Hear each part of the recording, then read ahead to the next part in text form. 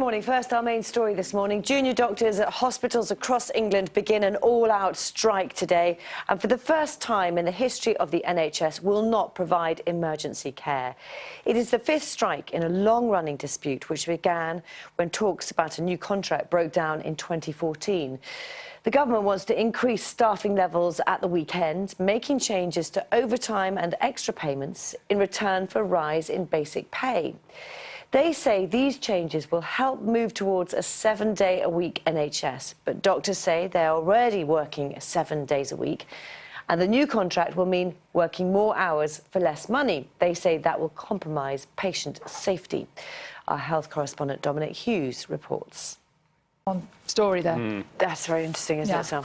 Thank you very much for that, Sally. Cheers. Thank you. Look at the papers. Yeah, let's go for it, shall we? Front page of The Guardian, the Heads. It's an incredible story. I love stories like that. If I had to walk home from somewhere, I wouldn't be able to find my way. And you know, no, I don't think I would either. Today when I was out and about in the weather. But what's everybody got this morning, Carol? Morning. Carol, see you later. I hope you appreciated your personal weather report. Yes, I should say thank you. I never said thank you, Carol. I loved my personal weather report. It didn't really help because I was on them. I could chat with him.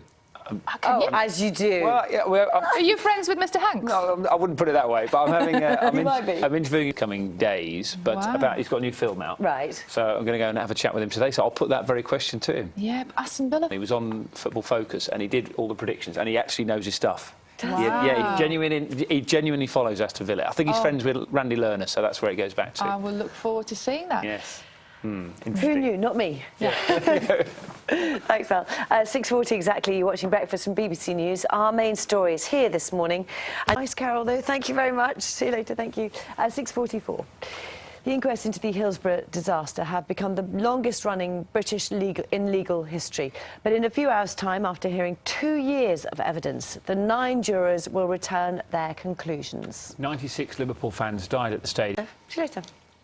You're watching Breakfast, 28 minutes past 7. Still to come this morning. Breakfast. John Maguire is out and about. He's in Gloucestershire this morning. He is. Yeah, what's he doing? He's looking at swans, beautiful swans. Good morning. Very much. I'm good. I was distracted by Steph saying it's freezing in here. It's freezing outside as well, Steph. Sorry, Carol.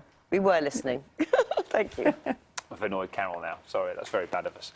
The business behind Costa Coffee has reported a 12% rise in profits. Steph has been speaking to the... Actually, we'll be talking to 2 junior doctors in just a few minutes' time, and one of them for and one of them against today's strike action. The longest-running inquest in British legal history will draw to a close. There'll be continuing coverage, of course, on the BBC News channel of that as well throughout the day. Now, opening a window for a bit of fresh air is something apparently we don't do often enough, according to experts. Here, that's why. I wish we did. As a result, we are exposing ourselves to harmful levels of pollutants. Researchers at Scotland's Macintosh Environmental Research Unit say modern homes are too airtight, which means pollution can build up indoors. Our health correspondent Eleanor Bradford has a report on this for us.